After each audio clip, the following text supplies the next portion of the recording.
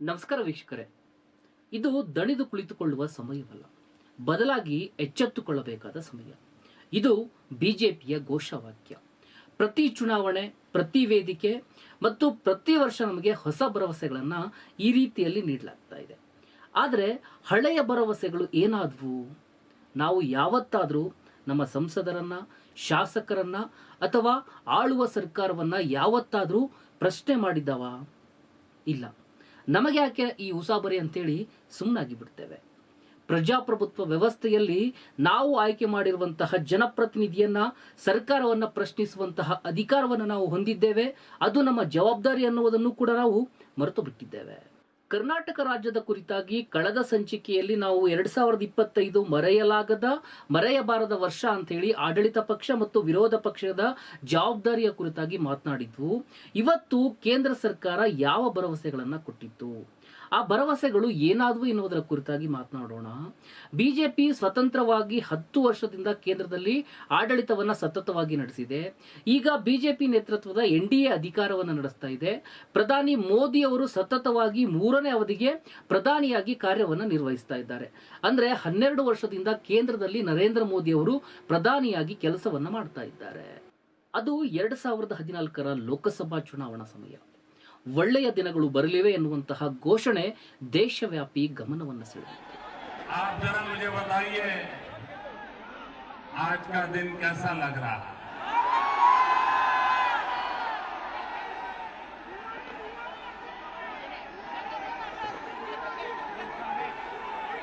अच्छे दिन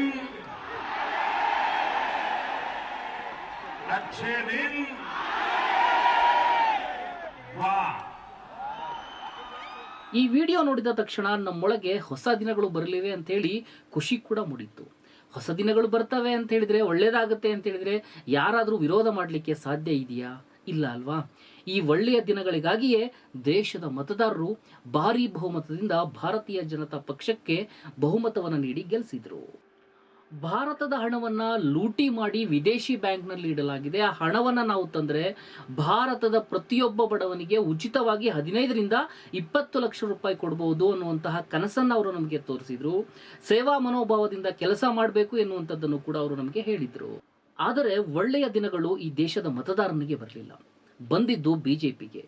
ಸೇವಾ ಮನೋಭಾವದ ಬಗ್ಗೆ ಮಾತನಾಡುವ ಬಿಜೆಪಿಗೆ ತನ್ನ ಪಕ್ಷವನ್ನ ಅಭಿವೃದ್ಧಿಪಡಿಸಿಕೊಳ್ಳೋದಕ್ಕೆ ಯಾವ ರೂಪದ ದುಡ್ಡಾದರೂ ಓಕೆ, ಅದು ರಾಜ್ಯ ಸಂಧಾನ ನಡೆದ್ರೂ ಕೂಡ ಓಕೆ. ಇದನ್ನ ನಾನು ಹೇಳ್ತಾ ಇಲ್ಲ. ಚುನಾವಣಾ ಆಯೋಗದ ಅಂಕಿಅಂಶಗಳೇ ಇದನ್ನ ಒತ್ತಿ ಹೇಳ್ತಾ ಇವೆ.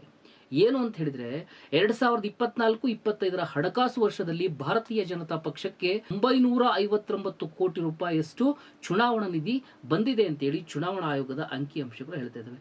ಅಂದ್ರೆ ಒಳ್ಳೆಯ ದಿನಗಳು ಭಾರತ ದೇಶದ ಮತದಾರನಿಗೆ ಬರಲಿಲ್ಲ, ಬಿಜೆಪಿ ಪಕ್ಷಕ್ಕೆ ಬಂದ್ವು ಎನ್ನುವಂಥದ್ದನ್ನ ಈ ದಾಖಲೆ ಮುಖಾಂತರ ನಾವು ತಿಳಿದುಕೊಳ್ಳಬಹುದು. ನಾನು ನಿಮಗೆ ಎಲೆಕ್ಟ್ರೋಲ್ ಬಾಂಡ್ ಬಗ್ಗೆ ನೆನಪು ಮಾಡಿಕೊಡ್ತಾ ಇದ್ದೀನಿ. ಎಲೆಕ್ಟ್ರೋಲ್ ಬಾಂಡ್ ಅಂತ ಹೇಳಿದ್ರೆ ಯಾರ ಗುರುತು ಕೂಡ ಬಹಿರಂಗಪಡಿಸದೆ ಯಾವುದೇ ರಾಜಕೀಯ ಪಕ್ಷಕ್ಕೆ ದೇಣಿಗೆಯನ್ನ ನೀಡುವಂಥದ್ದು ಅಂತ ಅದನ್ನ ಹೇಳಲಾಗ್ತಾ ಇತ್ತು. ಈ ರೀತಿ ರಾಜಕೀಯ ಪಕ್ಷಗಳು ದೇಣಿಗೆಯನ್ನ ಪಡೆಯುವಂಥದ್ದು ಸರಿಯಾದಂತಹ ವಿಧಾನ ಅಲ್ಲ, ಅದು ಸಂವಿಧಾನದ ವಿರೋಧಿ ಅಂತೇಳಿ CPIM ಪಕ್ಷ ಸುಪ್ರೀಂ ಕೋರ್ಟ್ ನಲ್ಲಿ ಎಲೆಕ್ಟ್ರೋಲ್ ಬಾಂಡ್ ವಿರುದ್ಧ ಪ್ರಕರಣವನ್ನ ದಾಖಲಿಸಿತ್ತು. ಯಾವಾಗ CPIM ಪಕ್ಷ ಎಲೆಕ್ಟ್ರೋಲ್ ಬಾಂಡ್ ವಿರುದ್ಧ ಸುಪ್ರೀಂ ಕೋರ್ಟ್ ನಲ್ಲಿ ಪ್ರಕರಣವನ್ನು ದಾಖಲಿಸುತ್ತೆ, ಆಗ ಚುನಾವಣಾ ಬಾಂಡ್ ಬಗ್ಗೆ ಸಾಕಷ್ಟು ಚರ್ಚೆ ಆಗುತ್ತೆ.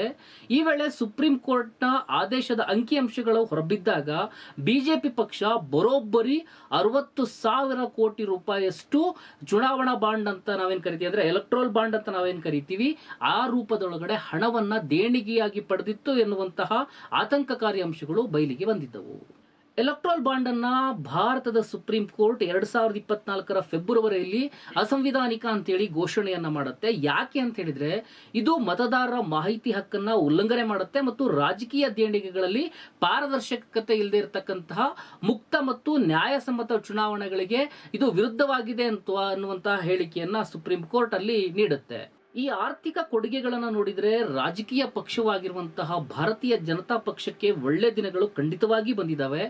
ವಿದೇಶದಲ್ಲಿಟ್ಟಿರ್ತಕ್ಕಂತಹ ಹಣವನ್ನ ತರ್ತೇವೆ ಅಂತ ಹೇಳಿರುವಂತದ್ದು ಕೇವಲ ಜುಮ್ಲಾ, ಅಂದ್ರೆ ಲೊಲೊರಟ್ಟೆ ಅಂತ ನಾವೇನ್ ಕರಿತೀವಿ. ಲೊಲೊರಟ್ಟೆ ಎಲ್ಲ ಲೊಲೊರಟ್ಟೆ ಅಂತೇಳಿ ಒಂದು ಹಾಡು ಕೂಡ ಇದೆ. ಹಾಡನ್ನು ಕೂಡ ನೀವು ನೋಡಿದ್ರೆ ಬಿಜೆಪಿಯ ಚುನಾವಣಾ ಘೋಷಣೆಗಳು ಯಾವ ರೀತಿಯಾಗಿದ್ದಾವೆ ಅನ್ನುವಂಥದ್ದು ನಮಗೆ ಗೊತ್ತಾಗುತ್ತೆ. ಲೊಳಲೊಟ್ಟೆ ಎಲ್ಲ ಲೊಳಲೊಟ್ಟೆ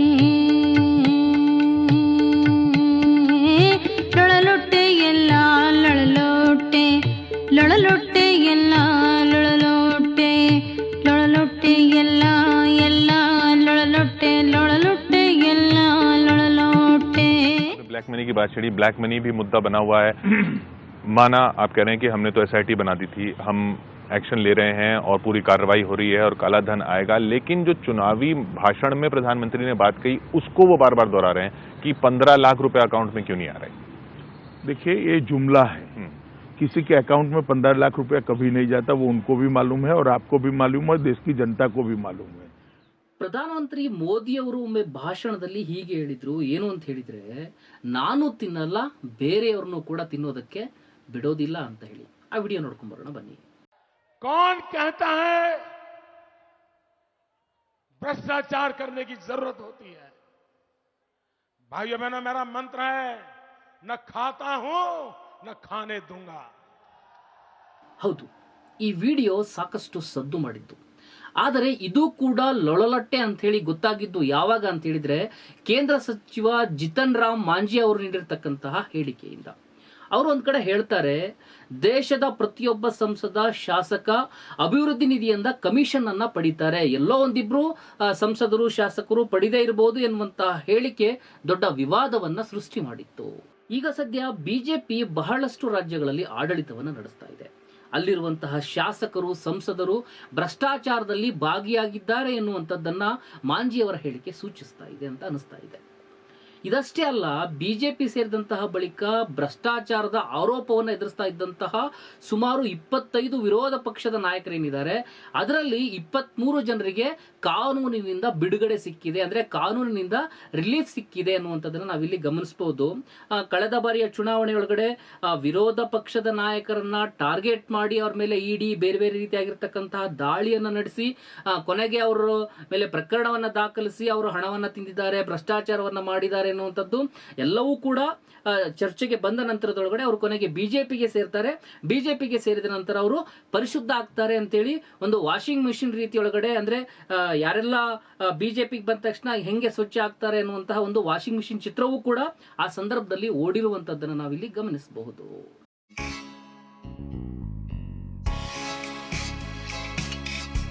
भ्रष्टाचार हमें किस मोड़ पे ले आया, ये दिल करे हाय कोई ये बताए क्या होगा. ಚುನಾವಣಾ ಜಾಹೀರಾತಿನಲ್ಲಿ ಮಹಿಳಾ ಸುರಕ್ಷತೆ ಬಗ್ಗೆ ಭರವಸೆಯನ್ನ ನೀಡಲಾಗ್ತಾ ಇದೆ. ಆದರೆ ಬಾಲಕಿಯ ಅತ್ಯಾಚಾರ ಪ್ರಕರಣದಲ್ಲಿ ದೋಷಿಯಾಗಿದ್ದಂತಹ ಮಾಜಿ ಬಿಜೆಪಿ ಶಾಸಕ ಕುಲ್ದೀಪ್ ಸೆಂಗಾರ್ಗೆ ಶಿಕ್ಷೆಯನ್ನ ಅಮಾನತು ಮಾಡಲಾಗಿತ್ತು ಮತ್ತು ಜಾಮೀನನ್ನು ನೀಡಿರುವಂತಹ ಘಟನೆ ದೊಡ್ಡ ಟೀಕೆಗೆ ಕಾರಣ ಆಗಿದೆ.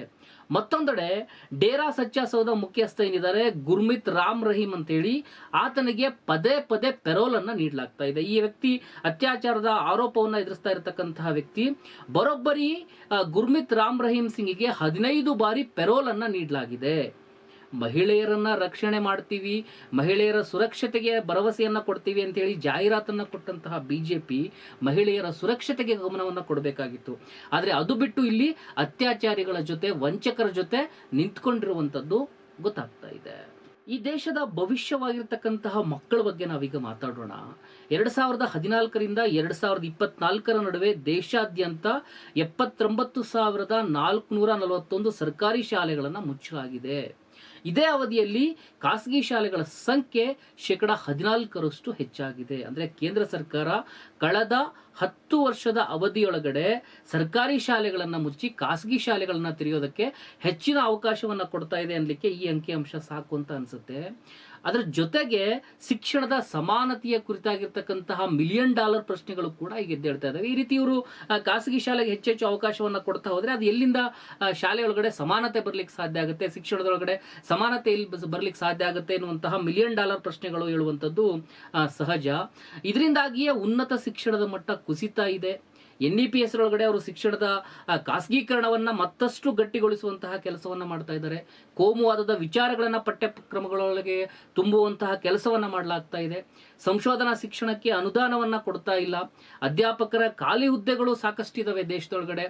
ಅಲ್ಪಸಂಖ್ಯಾತರು, SC ST OBC ಮತ್ತು ಆರ್ಥಿಕವಾಗಿ ಹಿಂದುಳಿದಿರ್ತಕ್ಕಂಥ ವಿದ್ಯಾರ್ಥಿಗಳಿಗೆ ಸಹಾಯ ಆಗಲಿ ಅಂತ ಹೇಳಿರುವಂತಹ ಶಿಷ್ಯ ವೇತನ ಅಥವಾ ಶಿಕ್ಷಣದ ಸಾಲ ಯೋಜನೆಗಳು ಕೂಡ ವಿದ್ಯಾರ್ಥಿಗಳಿಗೆ ಸರಿಯಾಗಿ ಸಿಗ್ತಾ ಇಲ್ಲ ಎನ್ನುವಂತ ಅನ್ನುವಂತಹ ಆರೋಪ ಕೇಳಿ ಬರ್ತಾ ಇದೆ. ಅಂದ್ರೆ ಶಿಕ್ಷಣವನ್ನು ಕೂಡ ಕೇಂದ್ರ ಸರ್ಕಾರ ಸರಿಯಾಗಿ ಗಮನವನ್ನ ಕೊಟ್ಟಿಲ್ಲ ಎನ್ನುವಂಥದ್ದು ಇಲ್ಲಿ ಗೊತ್ತಾಗ್ತಾ ಇದೆ. ಡಾಲರ್ ಎದುರು ರೂಪಾಯಿ ಮೌಲ್ಯ ಇತಿಹಾಸದಲ್ಲೇ ಅತಿ ಕಡಿಮೆ ಮಟ್ಟದಲ್ಲಿದೆ. ಇಂಧನ ಬೆಲೆ ಏರಿಕೆ ಹೆಚ್ಚಾಗ್ತಾ ಇದೆ. ನಿರುದ್ಯೋಗ ಮತ್ತು ಹೆಚ್ಚುತ್ತಾ ಇರತಕ್ಕಂತಹ ಜೀವನ ವೆಚ್ಚ ಜನಸಾಮಾನ್ಯರ ಮೇಲೆ ಒತ್ತಡವನ್ನು ತಂದು ಹಾಕ್ತಾ ಇದೆ. ಇದರ ಪರಿಣಾಮವಾಗಿ ಒಂದು ರಾಜ್ಯದಿಂದ ಇನ್ನೊಂದು ರಾಜ್ಯಕ್ಕೆ ಮತ್ತು ವಿದೇಶಕ್ಕೆ ವಲಸೆ ಹೋಗುವಂತವರ ಸಂಖ್ಯೆ ಹೆಚ್ಚಾಗ್ತಾ ಇದೆ. ಉದ್ಯೋಗ ಸೃಷ್ಟಿ, ಆದಾಯದ ಭದ್ರತೆ ಇಲ್ಲದೆ ಇರುವಂಥದ್ದು, ಸಾಮಾಜಿಕ ರಕ್ಷಣೆ ಆಗದೆ ಇದ್ರೆ ಭಾರತ ಇನ್ನೊಂದು ಶ್ರೀಲಂಕಾ ಅಥವಾ ಬಾಂಗ್ಲಾದೇಶ ಆಗುವಂತಹ ಸಾಧ್ಯತೆಗಳಿದಾವೆ ಅಂತೇಳಿ ವಿಶ್ಲೇಷಕರು ವಿಶ್ಲೇಷಣೆಯನ್ನ ಮಾಡ್ತಾ ಇದ್ದಾರೆ.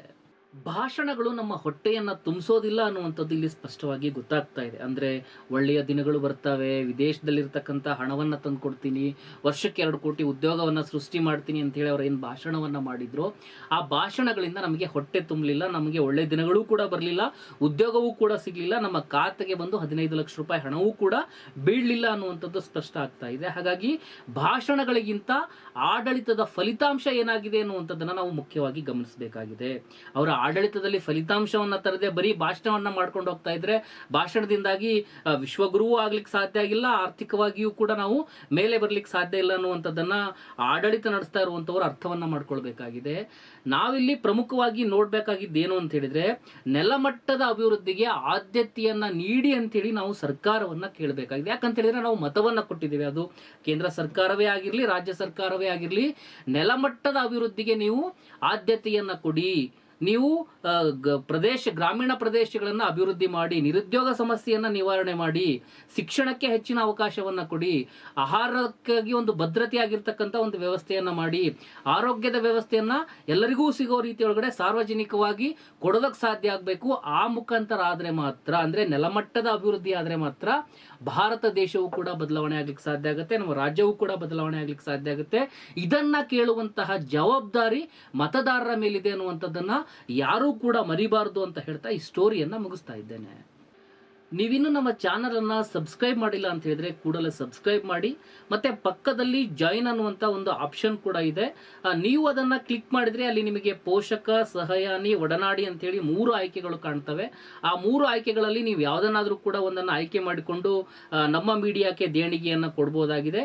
ನೀವು ಕೊಡ್ತಾ ಇರುವಂತಹ ದೇಣಿಗೆಯಿಂದಾನೇ ನಮ್ಮಂತಹ ಜನತಾ ಮಾಧ್ಯಮಗಳು ನಡೀತವೆ. ಜನತಾ ಮಾಧ್ಯಮವನ್ನ ಬೆಂಬಲಿಸಿ, ಪ್ರೋತ್ಸಾಹಿಸಿ, ಇನ್ನೂ ಹೆಚ್ಚೆಚ್ಚು ವಿಡಿಯೋಗಳನ್ನ ನೋಡೋದಕ್ಕಾಗಿ ಸಬ್ಸ್ಕ್ರೈಬ್ ಮಾಡಿ, ಮತ್ತೆ ಈ ವಿಡಿಯೋಗಳನ್ನ ಇತರರಿಗೂ ಹಂಚಿ ಅಂತ ನಾನು ಹೇಳ್ತಾ ಇದ್ದೀನಿ. ನಮಸ್ಕಾರ.